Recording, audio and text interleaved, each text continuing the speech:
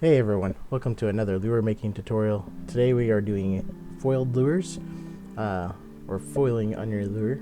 And what that basically is we're going to get a lure with a metallic finish on it. So we're going to use a piece of aluminum foil, just kitchen aluminum foil, and we're going to attach it to our bait. Our bait is already sealed.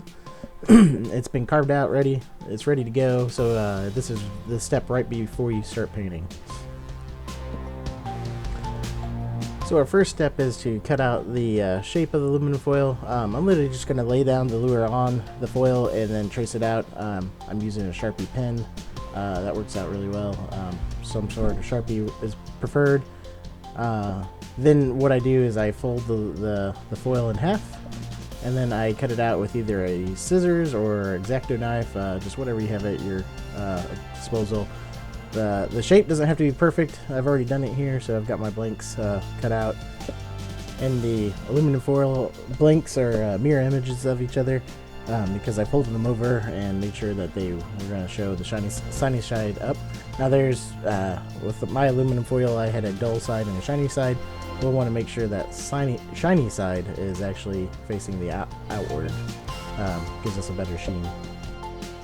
So when we go to attach the foil to the lure, I'm going to use this Loctite spray adhesive.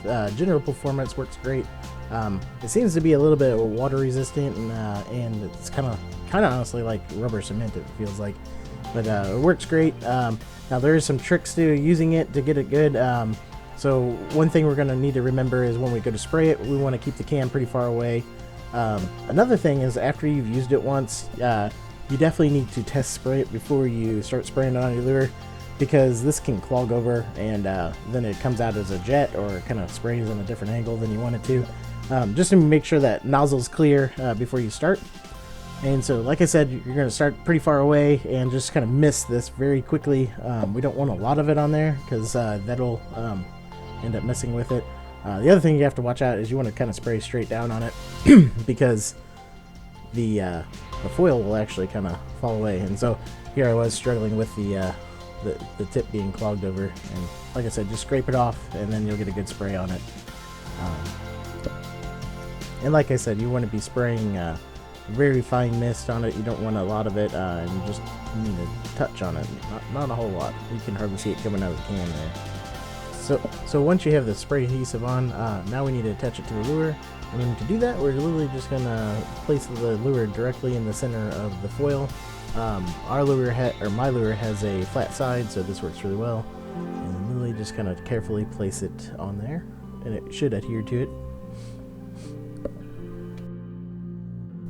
And once it's on there, now I can start smoothing it off. So when you're smoothing off foil, what you want to do is you want to work from the center and work outward.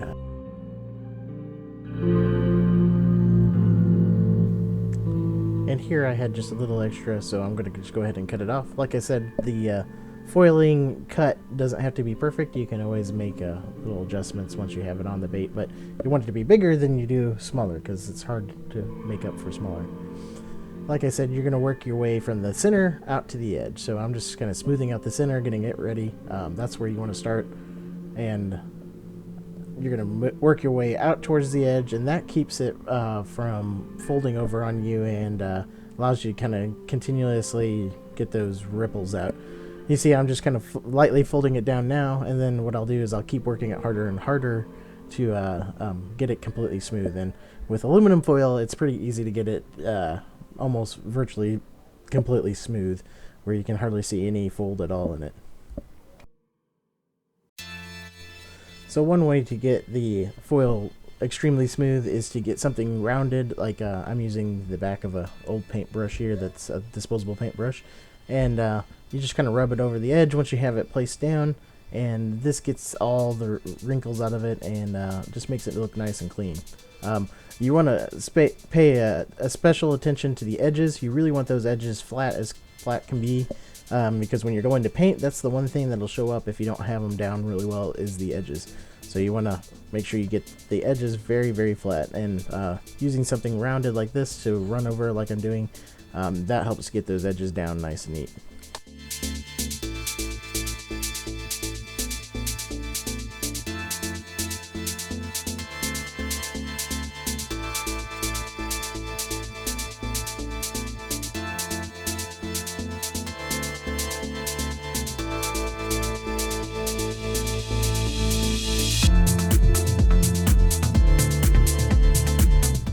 So we'll repeat the process on both sides, and we'll get our finished foiled lure like this, but now we need to clean it up.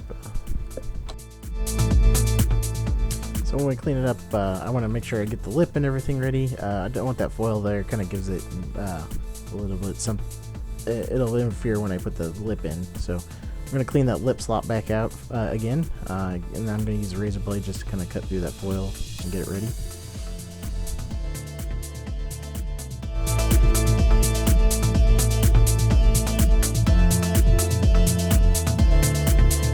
So once we have it cleaned up, I'm going to add in textures, and what I'm actually doing here is drawing in some gill plates. Now because foil is so thin and easy to bend, when I put like a pencil mark on it, it'll actually kind of etch into the foil, so I'll get kind of a pseudo imprint of the gill that I draw on there.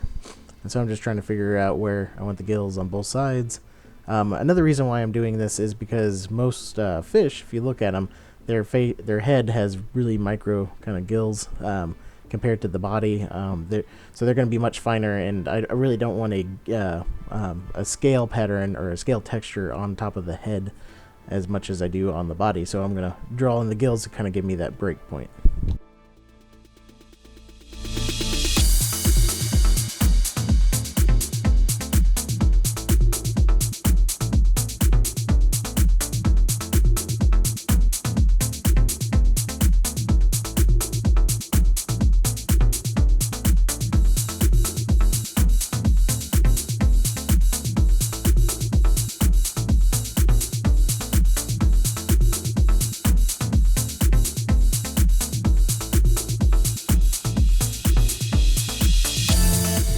So now I've got the gills drawn in, and I'm going to start texturing the body. So like I said, the scale texturing is going to go from the gills to the back, and what I'm going to do is use my texturing on the handle of my X-Acto knife. Now this has a nice diamond pattern, and then what we can do is we can literally just take this and roll it on our foil on the bait. And because that foil is soft enough, and the bait is has a little bit of give to it, we will actually get a nice diamond pattern texture on our bait, and that'll look great for scale patterns. So we're just going to push the X-Acto knife down, give it pretty good pressure. It's best if you can do it all without lifting up your X-Acto knife off of the bait. This helps keep it seamless, and also helps keep everything where you don't have overlap of diamonds. But for the most part, you can't really tell unless you do it a lot of times. But try to keep it all smooth and in one go if you can. Of course, the bait's curved, so you'll have to move it off and on. But it's best if you can just rotate the bait and just keep rolling it back and forth, and that'll keep those diamonds all in line.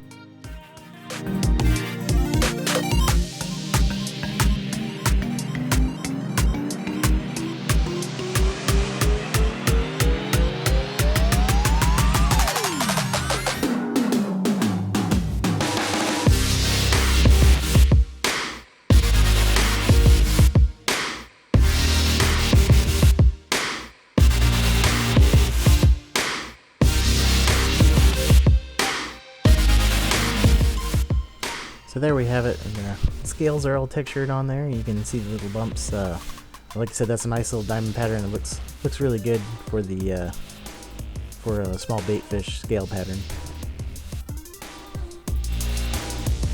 Now, one thing to note, once you get done doing the scales and any texturing, you want to avoid rubbing over the bait itself with your hands and handling it too much after this, because the more you play with it, the more those scales are going to get smoothed back out. We don't want that. So just once you get it done, kind of set it down, leave it alone, put it in a stand, get it ready for painting.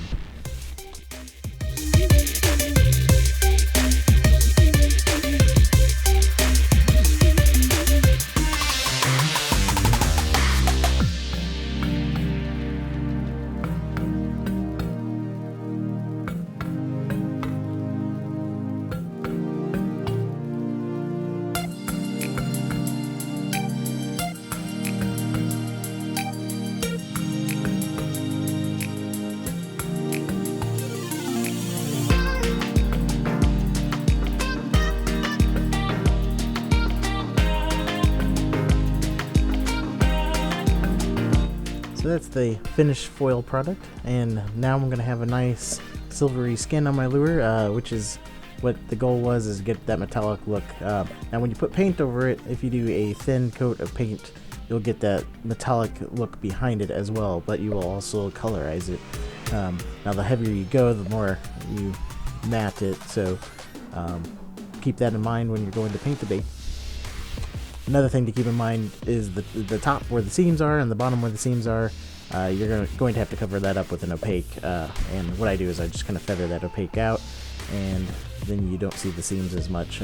You will, if you didn't get it real mashed down on top of the bait, that foil edge will stick up just a little bit, and you may see that if you didn't get it down real good. But there we go. Hope you enjoyed the video. Hope this helps. If it does, give me a thumbs up and let me know. Appreciate all the support. Thanks.